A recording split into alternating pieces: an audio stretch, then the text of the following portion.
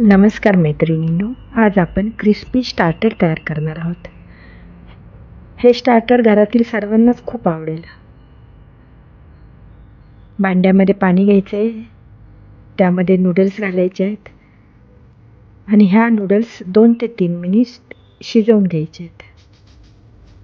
शिजल्यानंतर त्यामधील पाणी काढून घ्यायचे, त्यावरती थोडं साधं पाणी घालायचं आणि अर्धा चमचा तेल लावून या नूडल्स बाजूला ठेवायच्या. आता आपण भाज्यांची तयारी करूयात. शिमला मिरची बारीक चिरायची, ती एका बाउलमध्ये घेऊ. गाजर बारीक किसायचं आहे, त्यामध्ये किसलेलं गाजर घालूयात. त्याचप्रमाणे कोबीही बारीक किसून घ्यायचं आहे. बटाटा किसायचा आहे.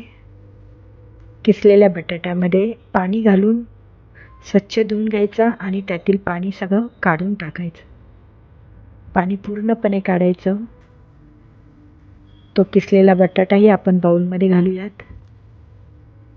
हिरवी मिरची बारीक चिरायची आहे, कोथिंबीर बारीक चिरायची आहे, त्यासोबत लसूणही बारीक चिरून घ्यायचं आहे. बारीक करून घ्यायचं.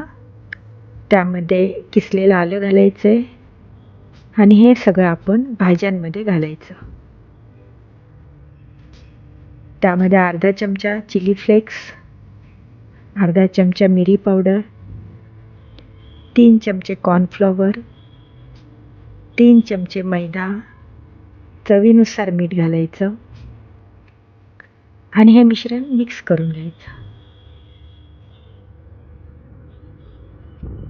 कढईमध्ये तेल घ्यायचे आणि मंद आचेवरती हे तेल गरम करायला ठेवायचं. शिजवलेल्या नूडल्स मोकळ्या करून घ्यायचे आहेत. आता आपण जे भाज्यांचं मिश्रण तयार केलं होतं त्याचा असा रोल तयार करून घ्यायचा आणि ह्या रोलमध्ये आपण ह्या नूडल्स ठेवायच्या आणि व्यवस्थित त्याचा रोल तयार करून घ्यायचा.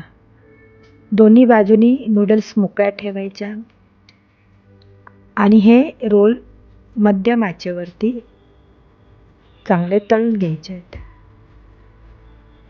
हे रोल तयार करून ठेवायचे नाही, केल्यानंतर लगेचच तेलामध्ये तळून घ्यायचे आहेत. क्रिस्पी होईपर्यंत तळून घ्यायचे आहेत.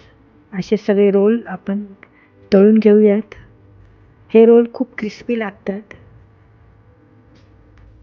खायला स्वादिष्ट लागतात आणि मुख्य म्हणजे सगळ्यांनाच खूप आवडतात. रोल तयार झाले आहेत. हे रोल आपण टोमॅटो सॉस किंवा शेजवान सॉस बरोबर सर्व करू शकतो. नूडल्स क्रिस्पी झाले आहेत. तुम्हाला आवडेल, करून बघा.